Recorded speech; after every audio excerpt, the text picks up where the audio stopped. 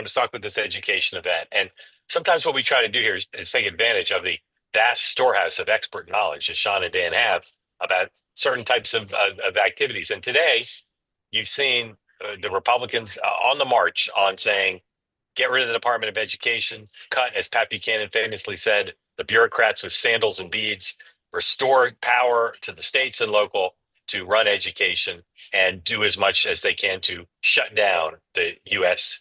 Department of Education as possible. So, Sean, you first, and let's do the Republicans first. What's the best messaging for the president today to sell this idea of cutting the Department of Education to the American people? We are sending education dollars and functions back to the states, closest and more accountable to the people, because Washington has failed you. I was just looking this up a second ago. We are, according to, what is it? Give me 1 second. Shoot. According to the rankings, the world rankings of the Department of Education, we are 15th in the world in the global assessment. So I think there's no question we're spending more money. We're getting fewer results. We need education to be more accountable to the people and to put students first. So I think it's going to be a combination of students, accountability, failure of Washington. Dan, add whatever you wish to selling the Republican side, and then you'll both do the Democratic side. Yeah, I mean, I think Sean summarized the Republican side well. The idea that there's so much money spent and it's not, it could be more efficient, results should be better. Obviously, the last 4 or 5 years during COVID, public education took a hit, like in terms of reading scores, math scores. So if you just looked at it in a vacuum, you would say we increased spending and the results went in the opposite direction. So let's try something new.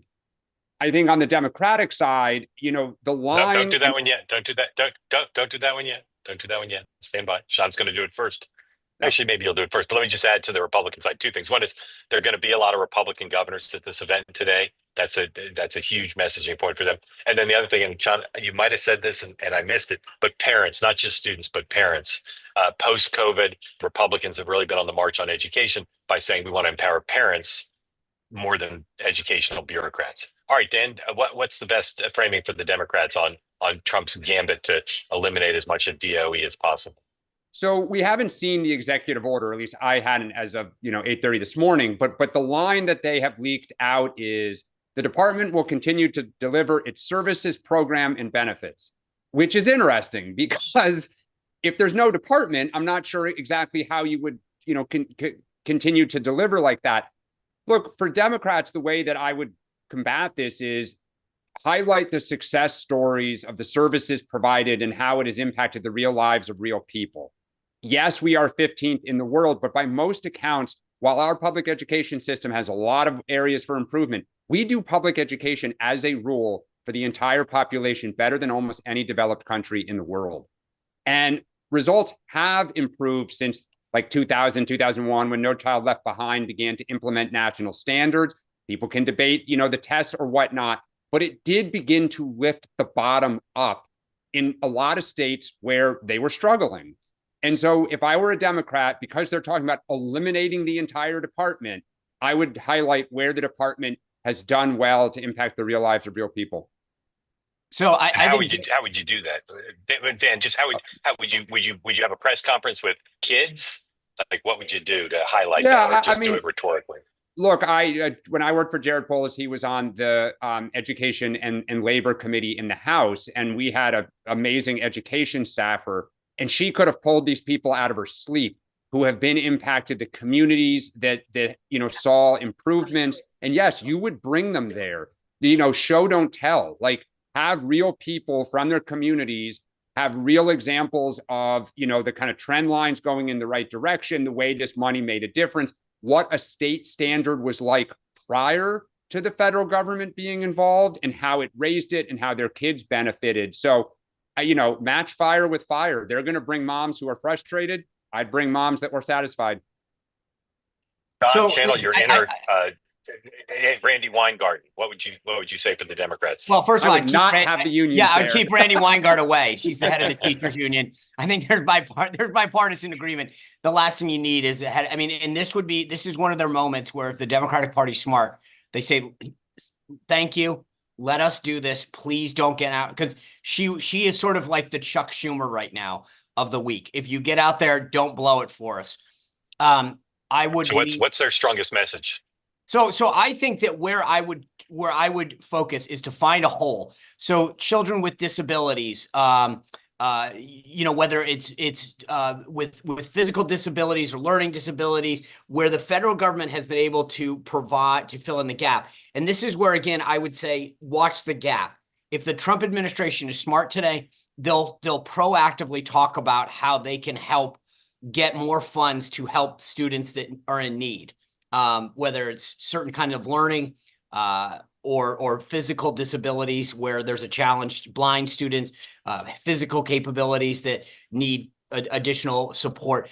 If the Trump administration is smart today, they'll take those issues head on. If they don't, if I were the Democrats, I'd use those openings to say, here are children that wouldn't be able to go to a public school because they couldn't get that bus that picks them up. They couldn't get whatever. But remember, the challenge, and this is, again, where I would say this is where Republicans should be smart about getting ahead of the issue, is the goal is to say, yeah, we're for that on the Republican side. We just don't think there needs to be 80 dudes in Washington that get in the way of it and find 18 little prescriptive ways of delivering that, right? So we shouldn't fight on the merits of what the government can do to help education, especially those in need. The issue, and if Democrats are smart, they'd wait, sit back, look at the holes and say, you know what, Republicans failed to talk about how this group is served. And to Dan's point, it was never served previously because of the costly nature of addressing this particular subset. And this is why we need it. But there's risk for both sides. Republicans need to be on the offensive, taking on some of the ways that Dems will attack them, and Democrats shouldn't come out full union and try to make this about teachers and unions and as opposed to students and parents. And Mark, one place to follow up on what Sean said, and George W. Bush talked about this in the summer of 2001. A lot of states that got block grants traditionally, the money goes to the middle. It goes to the average student, to the kind of big population in the middle. And it was the people at the bottom and the people at the extreme top that kind of get a little left behind. People don't worry as much about the talented and gifted because sometimes they receive opportunities in private schools or whatnot because of their gifts. But that bottom third in a lot of states, they just, because money doesn't grow on trees, they would not focus on it. And where the federal government kind of came in to try to lift up the bottom, set standards, bring sunshine to the struggles of the bottom. To Sean's point, that is an opening. Well, and the other thing is, here's where, Dan brought this up, and this is what I think where they would be smart. If you're going to get rid of the department, the way it's been explained to me in the past is, hey, we can, for example, let me just give you a stupid thing. School lunches, you know who takes care of those? Dan does.